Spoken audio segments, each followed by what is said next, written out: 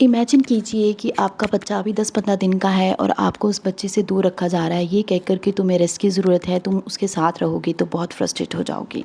Hello, myself Tanya and today's book is the yellow wallpaper by Charlotte Perkins Gilman. I read this book first time when I was 15-year old, and that time I treat this book like a ghost story, but my perspective is totally changed now. So I want to discuss this book with everyone in a very simple way, in a very simple language, because I want every person understand this.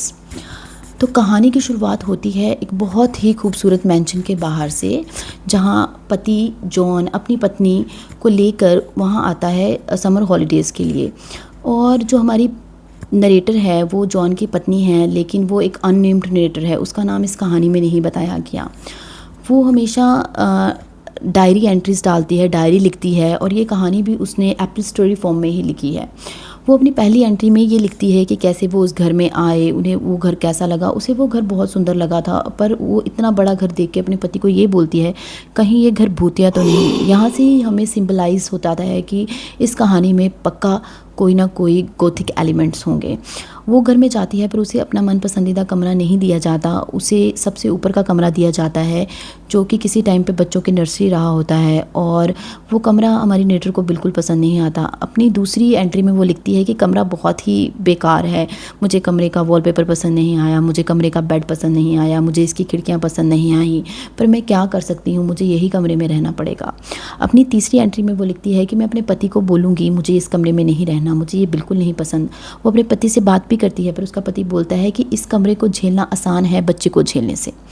तो वो मान जाती है और उसी कमरे में रहती है। अपनी फोर्थ एंट्री में वो लिखती है कि मुझे इस कमरे का वॉलपेपर बिल्कुल भी पसंद नहीं आया, मुझे ऐसा लगता है कि ये वॉलपेपर में कोई कोई आकृति हमेशा दिखती है, और जो ये इस कमरे की खिड़कियां हैं उसमें जो रॉड्स लगी हैं वो मुझे जेल की भांति दिखती हैं, और जो बेड है वो ज़मीन के साथ सटका हुआ है, जैसे मुझे बोल रहा हो प्लीज़ मुझे यहाँ से बाहर निकालो, मुझे ये कमरा बिल्कुल भी अच्छा नहीं लग रहा। वो ऐसे बोल रही होती है। और अपनी फिफ्थ एंट्री में वो बोलती है कि अब मुझे इस कमरे के जो वॉलपेपर है उसमें कुछ परछाइयाँ दिखनी शुरू हो गई हैं, मुझे ऐसा लगता है कि वो कमरे के वॉलपेपर के पीछे कोई औरत है, ऐसा वो सोचने लगती है। वो सारा सारा दिन बेड पे पड़ी रहती है और वॉलपेपर को घूरती रहती है। वो अपने पति को बोलती भी है कि मुझे यहाँ नहीं रहना, पर उसका पति बोलता है कि तुम ठीक हो रही हो, तुम्हें यहाँ रहना पड़ेगा, अगर तुम यहाँ नहीं रहोगी, मेरी बात नहीं मानोगी, तो मैं तुम्हें किसी और डॉक्टर के पास भेज दूँगा। तो वो सोचती है कि कोई बात नहीं। सिक्स्थ एंट्री में वो लिखती है कि अभी मैं डिसाइड करूँगी कि मुझे क्या करना है। वो सोचती है कि मुझे इस औरत को उस वॉलपेपर के पीछे से बाहर निकालना ही होगा कैसे भी करके। सेवन्थ एंट्री में वो लिखती है कि मुझे अपने बच्चे की भी कहीं ना कहीं याद आती है कि मुझे उससे नहीं मिलने दिया जा रहा, पर मैं क्या करूं, मेरी स्थिति ही ऐसी है। वो खुद को बीमार समझती है, पर उसका पति सोचता है कि ये डिप्रेशन में है और हमेशा उसे बुलाता है द लिटिल ब्लेस्ड गोस। वो उसे हमेशा बच्चों की तरह ट्रीट करता है, जो कि हमारी नरेटर को बिल्कुल नहीं पसंद। अपनी सेवन्थ एंट्री में वो लिखती है कि अब ये वॉलपेपर और भी भयानक हुई जा रहा है, इसके पीछे जो औरत दिखती है वो एक जगह से दूसरी जगह पे क्रॉल कर रही है और तड़प रही है कि मुझे यहाँ से बाहर निकालो, मुझे यहाँ से बाहर निकालो। अपनी एट्थ एंट्री में वो लिखती है कि मैंने देखा कि जो वॉलपेपर के पीछे औरत है वो अभी घर के बाहर घूम रही है, पर वो कभी भी अपने पैरों पे नहीं चलती, वो हमेशा क्रॉल करती रहती है। ये उस टाइम पे जो स्थिति थी औरतों को, उसको दर्शाने के लिए बताया गया है कि कैसे औरत हमेशा रेंगती ही रहती है और आदमी चलता है। वो उस समय की औरत की कंडीशन को क्रिटिसाइज़ किया गया है, और इस तरह से उसे सिंबलाइज़ करके हमारी नरेटर ने बताया है। फिर वो अपनी एट्थ एंट्री में लिखती है कि मैं बाहर निकालूंगी उस औरत को जो इस वॉलपेपर के पीछे है।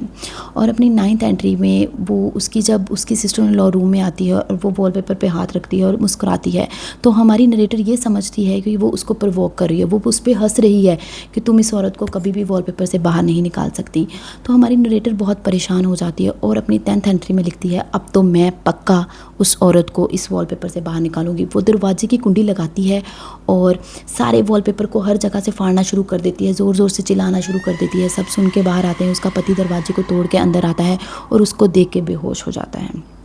वो देखता है कि उसकी पत्नी चारों तरफ क्रॉल कर रही होती है, पागलों की तरह चिल्ला रही होती है कि मैंने उसे फ्री कर दिया, मैंने उसे आज़ाद कर दिया, अब वो आज़ाद है। और उसका पति उसे देख के बेहोश हो जाता है और हमारी नरेटर उसके ऊपर से क्रॉल करके चली जाती है, ये बोलते हुए कि finally I am free now.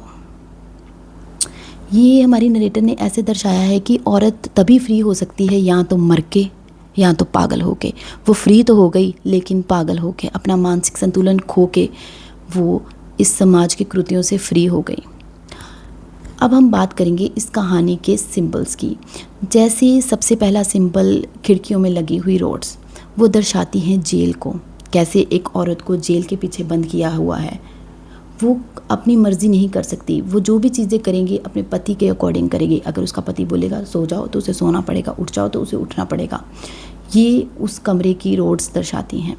उस कमरे का बेड जो ज़मीन के साथ पूरा सटका हुआ है, वो दर्शाता है कैसे हमने औरत को जकड़ के रखा हुआ है। हम उसको इस्तेमाल कर सकते हैं पर उसको अपनी जगह से हिलने नहीं दे सकते। ये उस कमरे का बेड सिंबलाइज़ करता है। और उस कमरे का wallpaper, the yellow wallpaper, yellow colour उस टाइम पे इलनेस का प्रतीक था। उस कमरे का जो येलो वॉलपेपर है, उसमें जो औरत दिखती है वो हमारी नरेटर खुद ही है। वो अपने आप को ही उस वॉलपेपर में दिखती है कि कैसे वो तड़प रही है, वहाँ से बाहर निकलना चाहती है और पर वो बाहर नहीं निकल पाती।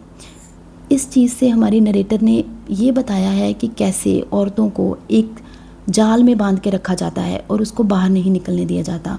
वो आज़ाद होती है लेकिन या मर के या पागल हो के। इसी तरीके से ये जो कहानी है ये स्पेशली फोकस की गई है द पोस्टमार्टम की कंडीशन पे। और उस टाइम पे डॉक्टरों को क्रिटिसाइज़ किया गया है। जो उस समय के डॉक्टर्स थे वो औरतों को बहुत ही अजीब तरीके से ट्रीट करते थे, क्योंकि इन रियलिटी शार्लेट पर्कर गिन्सबर्ग जब अपने पोस्टमार्टम में थी उसको भी इसी तरीके से ट्रीट किया गया था। उसको बोला गया था तुम रेस्ट करो, सब ठीक हो जाएगा। और इस तरीके से ये कहानी को बहुत ही ब्यूटीफुली लिखा गया है, जो बहुत ही वंडरफुल सिंबल्स हमें दर्शाते हैं। Thank you.